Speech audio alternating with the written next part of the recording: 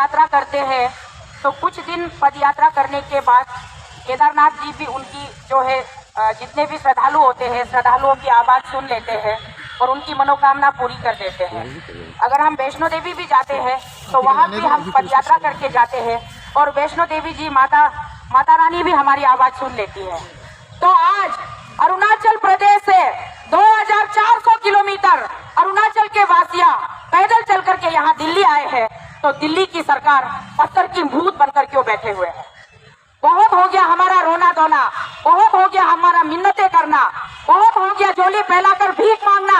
आज 7 जनवरी 2023 हम यहाँ से रामलीला मैदान के इस मंच से हम कह रहे हैं अब और नहीं, बस बहुत हो गया।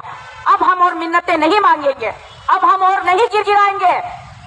हम अपने हक की मांग कर रहे हैं। यहाँ कोई भिखारी बनकर हम नहीं आए हैं, हम अपने हक के लिए आवाज उठा रहे हैं। तो हमें अपने अधिकार से वंचित क्यों किया जा रहा है? किस बात का भेदभाव है? अंग्रेज जब राज करते थे हमारे इस खूबसूरत भारत देश को, आप लोगों को पता होगा पूरे सृष्टि में हमारा भारत किस नाम से जाना जाता था? द लैंड ऑफ गोल्ड, सुनहरा भारत, सोने का खान। सारे जितने भी हमारे प्रभु ने, उस परमेश्वर ने भारत देश को इतने सौगातों के साथ सौंपा था।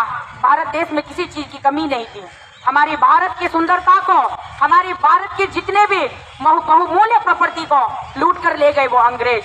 और पूरे सृष्टि के कोने कोने में, अलग अलग देश में आज भी बहुत लोग अगर अमीर देश के रूप में उभर कर आ रहे हैं तो वो कहाँ से है? वो खदान, उनको अमीर बनाने का खदान हमारा प्यारा भारत देश है। भारत देश को लूटकर अंग्रेज चले गए और अंग्रेजों के जाने के बाद अंग्रेजों को खदेड़ने में हमारे चंद्रशेखर आजाद जी, हमारे भगत सिंह जी, हमारे कितने ऐसे वीरों ने, सुखदेव जी ने, सुभाष चंद्र बोस जी ने, कितने भारत के महान वीर पुत्रों ने अपनी जान की आहुति दे दी इस भारत को खूबसूरत भारत बनाने के लिए। हर भारतीय को इज्जत के साथ, हर भारतीय को अपने हक के साथ एक सामान्य जीवन जीने देने के लिए, इस भारत देश को आजाद कराने के लिए हमारे वीर जवानों ने अपनी जान की आहुति दी। बिना डरे, बिना कफे, सिर पे काला कपड़ा भी नहीं लगा के हंसता हंसता फांसी के सूली पर लटक गया। तो आज का परिणाम चंद्रशेखर आजाद का आहुति, भगत सिंह की आहुति, सुखदेव की आहुति, हमारे नेताजी सुभाष चंद्र बोस की आहुति, क्या परिणाम है? आज का भारत कैसा है? हमारा आज का भारत का दृश्य जरा सोचिए आप लोग। मेरे प्यारे भारतीयों, ये मुद्दा केवल एक छोटा सा राज्य अरुणाचल प्रदेश का नहीं है, ये मुद्दा पूरे भारत का है। पूरे भारत के अंदर में जितने राज्य हैं और उस राज्य के अंदर जितने जिले हैं, उस जिले के अंदर जितने तालुके हैं, हर घर, हर गांव, हर बस्ती, हर व्यक्ति का ये मुद्दा है कि भारत आज किसकी गुलामी कर रहा है। आज हम किसी मुगल या किसी अंग्रेज का गुलाम नहीं है, लेकिन उन लोगों से भी खतरनाक, उन लोगों से भी भयानक अगर हम किसी चीज के गुलाम हैं तो है हम भ्रष्टाचार के गुलाम। इस भ्रष्टाचार से हमें आजादी कौन दिलाएगा? कौन दिलाएगा हमें इस आजादी? इस भ्रष्टाचार से दोबारा भगत सिंह जी लौट कर नहीं आएंगे, दोबारा सुखदेव जी जीवित होकर नहीं आएंगे, दोबारा नेताजी सुभाष चंद्र बोस जी जीवित होकर नहीं आएंगे। तो हमें आजादी कौन दिलाएगा इस भ्रष्टाचार से? हमें आजादी हम खुद ही दिला सकते हैं। इसके लिए हमें क्या चाहिए? हमें सामर्थ्य होना पड़ेगा। हम सबको एक दूसरे के साथ कदम से कदम मिलाकर, कंधा से कंधा मिलाकर, हाथ से हाथ पकड़कर हमें इस भ्रष्टाचार को मिटाना पड़ेगा। अंग्रेजों ने जिन गिने चुने इंसानों को अमीर बनाया, जो लोग उनकी चापलूसी करते थे, वही अमीर लोग आज भी हम सब मासूम भारतीयों के खून पसीने को रोंद रोंद कर वही अभी राजनीति कर रहे हैं, वही अभी व्यापारी कर रहे हैं, वही अभी हमें दर दर की ठोकरें खाने पर मजबूर कर रहे हैं। आप लोगों ने देखा होगा कोरोना काल में क्या स्थिति थी हमारे देश की। हमारे देश के कई राज्यों से आए हुए बिहारी मजदूर, यहाँ कुछ लोग दिल्ली में फंसे हुए थे, तो कुछ लोग महाराष्ट्र में फंसे हुए थे, तो कुछ पंजाब में, कुछ हरियाणा में। उनको अपना घर लौटने के लिए कितने हजार किलोमीटर का उनको पदयात्रा करना पड़ा।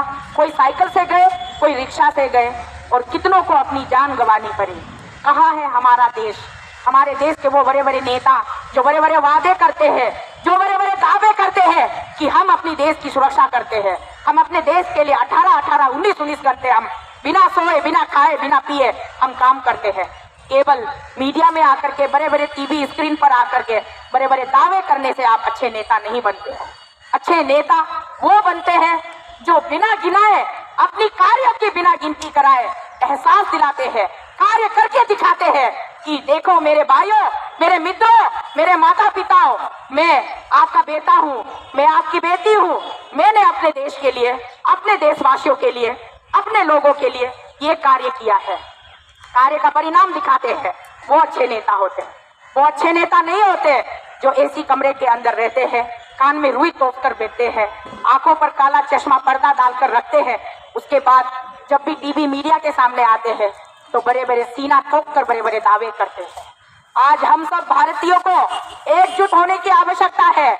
आखिर कब तक भारत में हम हमेशा गरीबी रेखा के नीचे रहेंगे? हम गरीब जरूर होंगे सब लोग, लेकिन एक ऐसा गरीब जिसे कहते हैं ना अमीरी वाला गरीब, एक स्वस्थ गरीब, वो होना पड़ेगा। ये बीमार गरीबी से हमें कब आजादी मिलेगी? हम सब गरीब, आज के डेट में हम सब बीमार गरीब है, अपंग गरीब है हम लोग। क्यों? किसने हमें इस स्थिति पे पहुंचाया?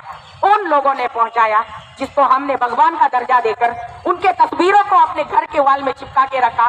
सुबह शाम हम उनको प्रणाम करते हैं, हम उनको नमन करते हैं, उनकी गुणगान गाते हैं। इसका परिणाम क्या मिलता है हमें? रोते रहो, बिलखते रहो, सिसकते रहो, तड़पते रहो सड़क पर, तुम्हें पूछने वाला कोई नहीं है, कोई नहीं पूछेगा तुम्हें। अरे क्या जाता है? वैसे भी पूरे भारत जो है सेकेंड लार्जेस्ट पॉपुलेटेड कंट्री में गिना जाता है, तो कुछ पॉपुलेशन ऐसे ही कम हो जाए, कुछ डर डर कर टोकरे खा के मर जाए, किसी का क्या जाता है? थोड़ा सा बोझ कम हो जाएगा, यही सोचते वो लोग। उनकी नजरों में हमारी कोई औकात नहीं है, उनकी नजरों में हम एक सांस लेने वाले जीते जाते जीव नहीं है।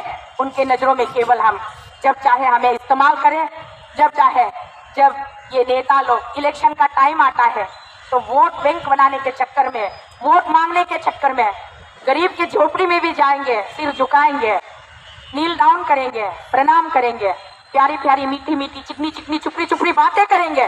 लेकिन जब आपका काम निकल गया, गद्दे पर आ गया, सत्ता में बैठ गया, तो पूछेंगे कि कौन है साला, उड़ा दो इसको, भगाओ इसको, सामने भी भटकने मत देना। यार ये भगवान भी ना पता नहीं धरती में गरीब लोगों को बनाता ही क्यों है। ये होता है आप लोगों का डायलॉग। बहुत हो गया डायलॉग बाजी, बहुत सुन लिया।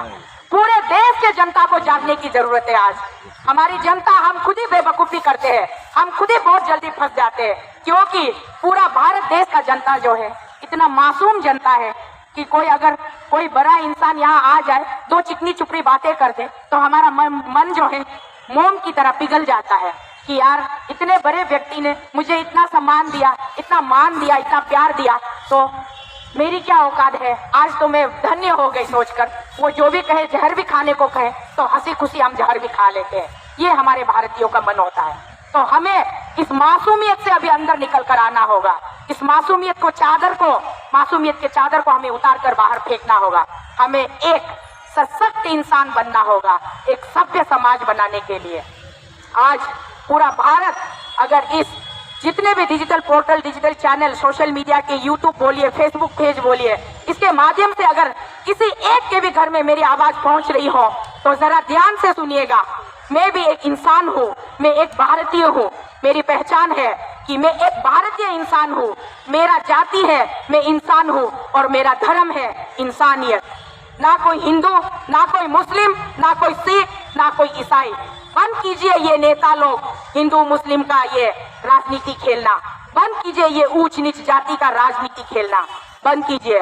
आपसी सद्भावना को बढ़ाइए, प्रेम को उत्पन्न कीजिए, एक दूसरे को प्यार और मोहब्बत की नजर से देखना सिखाइए आपस में। अरे भाई, हमारा जो ये शरीर है ये मिट्टी का पुतला है, मिट्टी से बना है। इस चमड़े के पीछे जो लहू बहता है उस लहू का रंग लाल ही रहता है, चाहे वो हिंदू का हो, चाहे वो मुस्लिम का हो, चाहे वो अमीर का हो, चाहे वो गरीब का हो। और हर लहू ये कहता है कि ये भारतीय लहू है, हम भारतीय है, हम भारतीय है। इसीलिए आज भारत देश की राजधानी दिल्ली शहर जिसे कहते हैं, दिलवालों का शहर दिल्ली, इस दिलवालों के शहर दिल्ली के इस हमारे भगवान राम के नाम से रखी हुई रामलीला मैदान के इस भव्य मंच से खड़ी होकर के मैं सारे भारतीयों को ये संबोधन करना चाहती हूँ कि चलिए आइए, बहुत हो गया तानाशाही, बहुत हो गया गिरगिराना, बहुत हो गया मिन्नतें मांगना। चलो कदम से कदम मिलाकर हमारे साथ 2024 आने से पहले आप सब पहले अपने अंतरात्मा को जगाइए और इंसानियत की धर्म की प्रचार कीजिए और इंसानियत के साथ आगे बढ़िए। सबसे बड़ा धर्म होता है मानवता का धर्म, सबसे बड़ा धर्म होता है इंसानियत का धर्म।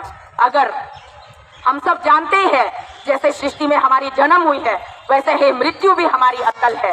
कोई नहीं टल सकता मृत्यु को। एक दिन तो हमको अपना हिसाब दिखाकर जाना ही है। तो आइए जीते जी जब तक हमारी सांसें चल रही है तो हम अपने आप को पहले सुधार लें। अपने अंदर की हमारी दुश्मन कौन है? कोई और दुश्मन नहीं है, हमारी दुश्मन हम खुद है। हमारे अंदर की कमजोरी, हमारे अंदर का डगमगाना, हमारे अंदर की लालच, ये सारी चीजें हमारी दुश्मन है। चलिए लालच का कवच उतार कर फेंकते हैं, चलिए डर का कवच उतार कर फेंकते हैं, एक अच्छा इंसान बनते हैं। हमारे गौतम बुद्ध जी कहते थे, इंसान को अपने अंदर अगर आप जाग कर देखोगे तो महात्मा बुद्ध जी का कहना है कि सुख और शांति कहीं और नहीं मिलेगी पूरी संसार में। अगर आप अपने आप को पवित्र कर लोगे, अगर आप अपने आप को मुक्त कर लोगे इन सारे गंदे चीजों से, नशे की आदत, लोभ, लालच, माया, मोह, इन सब चीजों से खुद को मुक्ति कर लोगे तो आपके अंदर शांति ही शांति मिलेगी। तो यही चीज अभी हम सबको करना है, क्योंकि कहीं ना कहीं हमारी लालच जिम्मेदार होती है। हमें गलत सरकार चुनने पर हम गलत फैसला करते हैं, गलत निर्णय लेते हैं, तो लालच को उतार के फेंकना है।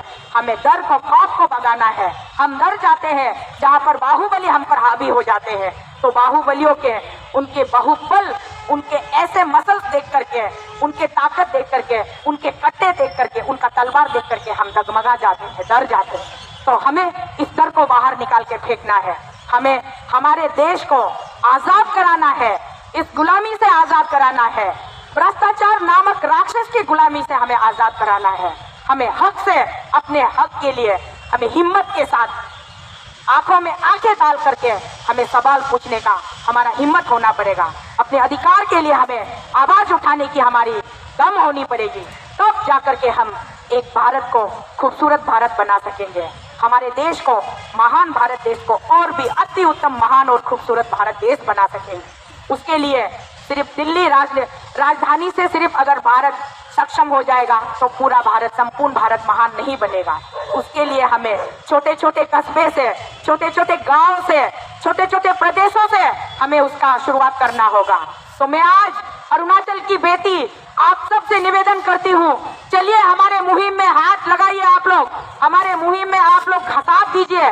चलिए अरुणाचल से लेकर के गुजरात तक, कश्मीर से लेकर के कन्याकुमारी तक भ्रष्टाचार नामक इस राक्षस को भगाने की इस मुहिम में आप सब अपना भागीदारी दीजिए, क्योंकि ये हम सब का कर्तव्य है कि हम अपने देश के, हम अपने प्रदेश के, हम अपने पड़ोसी के हर एक भाई बहन के सुख दुख में हम शामिल रहे।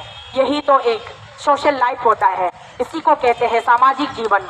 क्योंकि जब तक हम आपस में एक दूसरे के साथ हम कनेक्टेड नहीं होंगे, एक दूसरे के साथ नहीं जुड़ेंगे और एक दूसरे के समस्याओं का समाधान निकालने में हम अगर एक दूसरे का साथ नहीं देंगे तो हम कभी भी कामयाब नहीं होंगे। कामयाबी किसी को घर बैठे कमरे के अंदर नहीं मिलता है, कामयाबी उन्हीं को मिलता है जो हिम्मत करता है, कामयाबी उन्हीं को मिलता है जो कामयाबी को पाने की चाह रखता है। तो हमें कामयाबी तब तक नहीं मिलेगी जब तक हम कामयाब होने के लिए खुद को तैयार नहीं करेंगे। इसीलिए चलिए आगे बढ़ते हैं मेरे मित्रों, आगे बढ़ते हैं। बहुत हो गया तानाशाही, बहुत हो गया अमीरी गरीबी का खेल। अब हम केवल एक इंसानियत का, इंसानों का एक समाज बनाते हैं जहाँ पर हमारा सर्वश्रेष्ठ, सर्वप्रथम धर्म होगा इंसानियत। तो चलिए इस इंसानियत के अंदर ना कोई अमीर होगा ना कोई गरीब हो गया। बहुत हो गया खरीद फरोख्त का व्यापार, बहुत हो गया बेचने बाचने का खाला बाजार। इसको बंद करना है हमें। अभी बंद करने के लिए इतने सारे दस्तावेज आप सब कितने महीने से देख रहे हो, इतने सारे दस्तावेज पड़े हुए हैं भ्रष्टाचार के, फिर भी कहते हैं कि हम भ्रष्टाचार है। तो आप कोर्ट जाइए, आप कोर्ट का दरवाजा खटखटाइए। आप इस तरह से पदयात्रा करके, इस तरह से चीख के चिल्ला के साबित क्या करना चाहते हो, हासिल क्या कर लोगे? दिल्ली पहुंचकर क्या ना मिलेगा तुम लोगों को? भाई शर्म नहीं है तुम लोगों को? ये कह के हमें ताने कसते, वो लोग तंज मारते हैं। तो ये बात कहीं ना कहीं हमें लगा था, जब हम पैदल आ रहे थे रास्ते में, हमें लगा था कि नहीं, हम दिल्ली पहुंचेंगे, अपने देश के सरकार से मिलेंगे, उनसे गुहार लगाएंगे, तो हमारी देश की सरकार, हमारे प्रधानमंत्री जी, जिसे कहते हैं 55 इंच का सीना रखने वाला हमारा प्रधानमंत्री जी नरेंद्र मोदी जी, वो जरूर हमें सुनेगा, क्योंकि उनके अंदर भी एक अच्छी इंसान बसती है। ये हमारा विश्वास था, हम उसको भगवान मान करके यहाँ आ रहे थे। हम सिर्फ इसी चाह में हम आ रहे थे कि नरेंद्र मोदी जी हमें कभी अनसुना नहीं करेगा, कभी अनदेखा नहीं करेगा। वो जैसे भी हो अरुणाचल की समस्याओं पर वो जरा ध्यान देगा, उस पर वो रोशनी डालेगी और इस समस्याओं का वो समाधान निकालेगा। ये हमारा विश्वास था। लेकिन हमारी विश्वास कितने महीने तक ठहरता इंसान का विश्वास, कितना दिन रुकता इंसान का धैर्य। आज पूरा 5 महीना होकर 6वां महीना आ गया। 2022 से लेकर 2023 पूरा साल गुजर गया, दूसरा साल आ गया, नया साल आ गया, फिर भी हमारे नरेंद्र मोदी जी के कान में जू तक नहीं रहेगा, उनके आंखों में कुछ भी नहीं किया।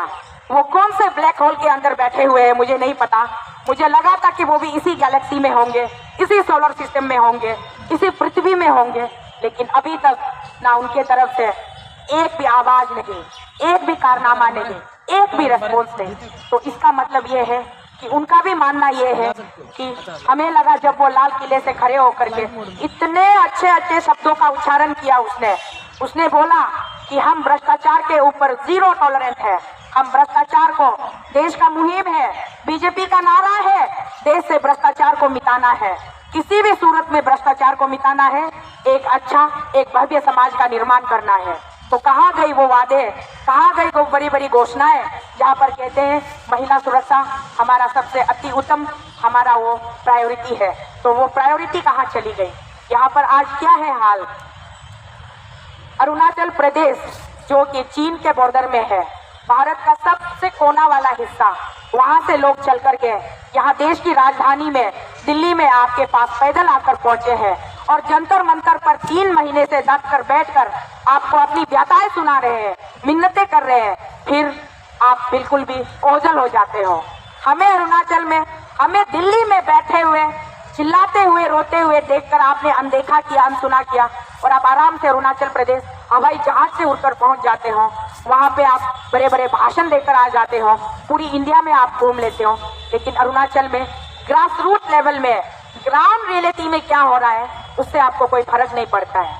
और बड़े बड़े घोषणाएं करते हैं, बड़े बड़े यहाँ पर दिखाते हैं कि नहीं देखिए हमने अरुणाचल को इतना फंड भेजा है, बीजेपी सरकार ने इतना फंड भेजा है, इतना करोड़ों का, हजारों करोड़ों का हमने अरुणाचल के निर्माण के लिए, हमने भारत सरकार की तरफ से, नीति आयोग की तरफ से हमने इतनी सैंक्शन की है।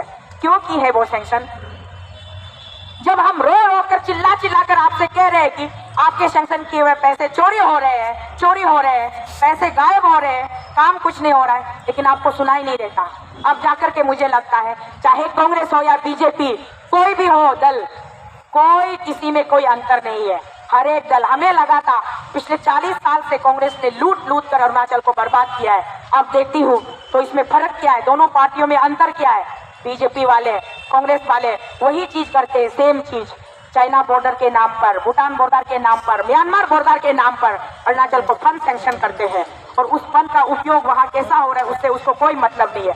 अगर कुछ मतलब है तो 10% पार्टी पान, 20% पार्टी पान, सिर्फ और सिर्फ अपना पार्टी पान के लिए ही अरुणाचल को इस्तेमाल किया जाता है, पार्टी पान लेने के लिए। अरुणाचल में बड़े बड़े सैंक्शन आप घोषणा करते हो, बड़ी शर्म की बात है।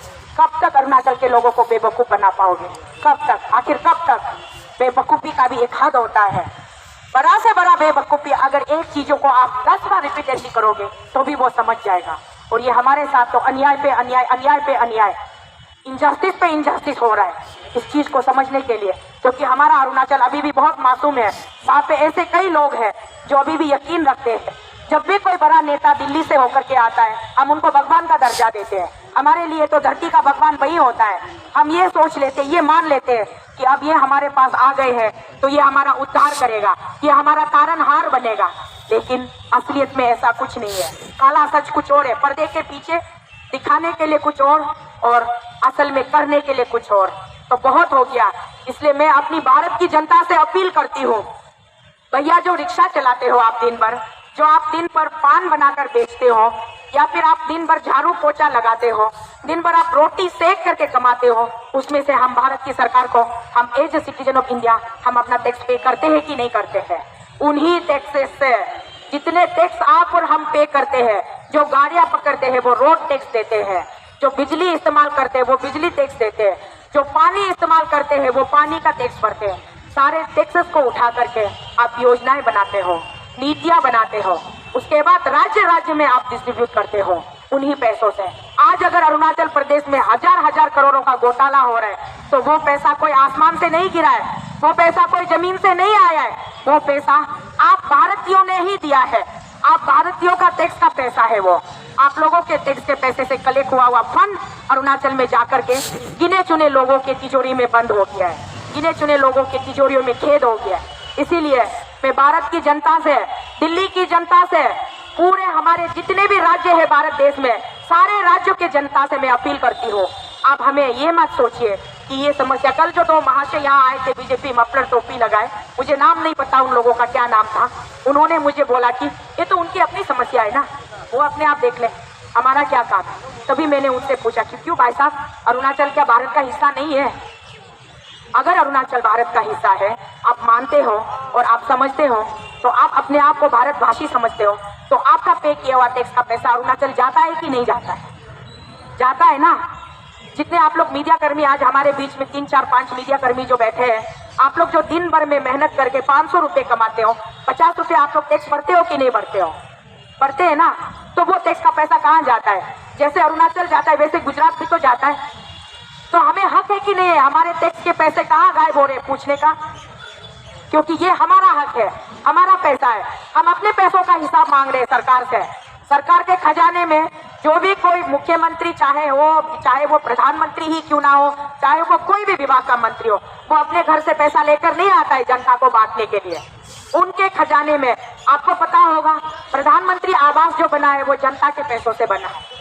मुख्यमंत्री आवास जिस भी राज्य में होता है वो जनता के पैसों से होता है। जनता के पैसों से इनको जनता सेवक हम लोग क्यों कहते हैं? ताकि वो हमारे लिए काम करे, हमारी रक्षा करे, हमारी सहायता करे। इसीलिए हम उनको क्या देते हैं? बंगला देते हैं, गाड़ी देते हैं, नौकर देते हैं, चाकर देते हैं, यहाँ तक कि गाड़ी का डीजल पेट्रोल भी हम देते हैं। उनके हाथ में जो फोन होता है उसका फोन का बिल भी हम जनता के पैसों से ही उसका चुकता होता है। तो जनता को हक है कि नहीं है पूछने का सरकार से, प्रशासन से? तो जब हम पूछते हैं तो हम पर तहमत लगाते हैं कि ये लोग राजनीति कर रहे हैं। यार राजनीति तो तुम लोग कर रहे हो भाई, कभी इधर कभी उधर, कभी धर्म के नाम पर राजनीति, कभी जात के नाम पर राजनीति, तो कभी ऊंचे नाम पर राजनीति, कभी नीचे नाम पर राजनीति। हम आम जनता क्या राजनीति कर सकते हैं? आप लोग जरा बताइए। आम जनता अगर अपना हक का हिसाब मांगे तो वो राजनीति हो जाता है। आम जनता अगर थोड़ा हिम्मत करके आगे आए तो वो आतंकवाद हो जाता है। हो क्या रहा है हमारे देश में?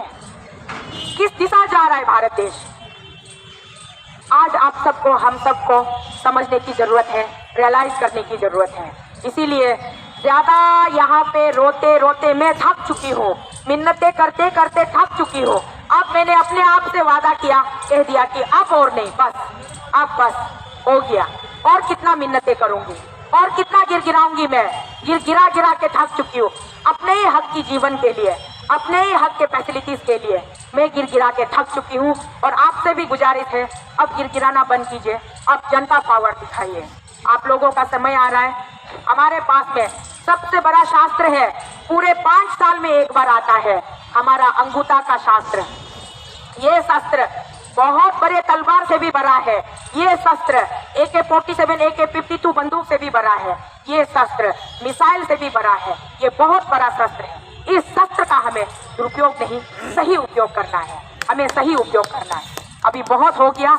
अभी 2023 आज जनवरी का 7 तारीख है, तो 2024 आने में अब हमारे पास अभी केवल 11 महीना रह गए हैं। तो 11 महीना के अंदर में आप लोग इतना अपने आप को तैयार कर लीजिए कि कोई बंदूक, कोई तलवार आपके उस शास्त्र को हावी ना हो सके।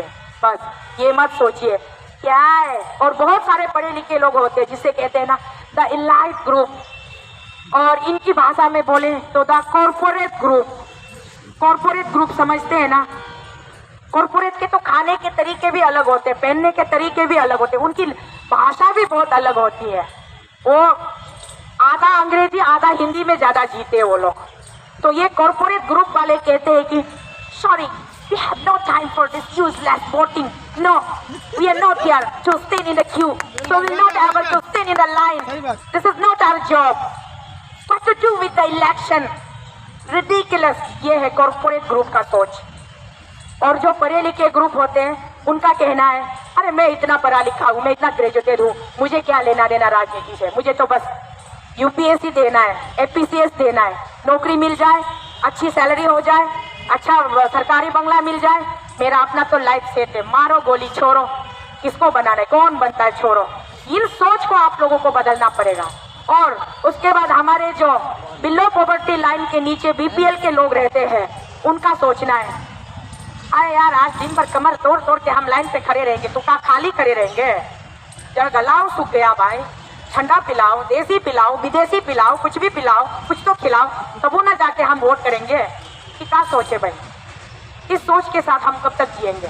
और मिडिल क्लास वाले सोचते हैं, अरे मेरा अपना चाचा का ना, मेरा चाचा का मामा का भतीजा जो है वो इलेक्शन पे खड़ा है, उसके लिए हम लोग को वोट मारना है। तो चलिए सब चलते हैं, हमारा रिश्तेदार है ना, वो एमएलए बनेगा, मिनिस्टर बनेगा तो अपना भला होगा। चलिए यार, आप कभी भी सही और गलत तरीके से अपने लिए नहीं चुनते हो, किसी ना किसी वजह से आप गलत रास्ते चले जाते हो। तो इस गलती को करना छोड़ दीजिए। आज के बाद मैं आप सबसे निवेदन करती हूँ, भ्रष्टाचार हमारे घर से उत्पन्न होता है, भ्रष्टाचार हमारे सोच से उत्पन्न होता है। तो भ्रष्टाचार को मिटाने के लिए, इसको भारत देश से खदेड़ने के लिए, भ्रष्टाचार को खत्म करने के लिए आपकी सोच और हमारी सोच को सुधारना पड़ेगा। चलिए हम अपने आप को रिफाइन कर लेते हैं, 2024 से पहले इतना रिफाइन कर लेते हैं कि हमें किसी पॉलिटिकल पार्टी से मतलब नहीं है, किसी चाचा भतीजा मामा से मतलब नहीं है, किसी रिश्तेदार से मतलब नहीं है, हमें केवल ए भाई क्या हुआ भाई, लाइन चला गया क्या? अरे भैया क्या है, हमारी आवाज रोक रहे हो मैडम, षड्यंत्र शुरू हो गए, हम रुकने वाले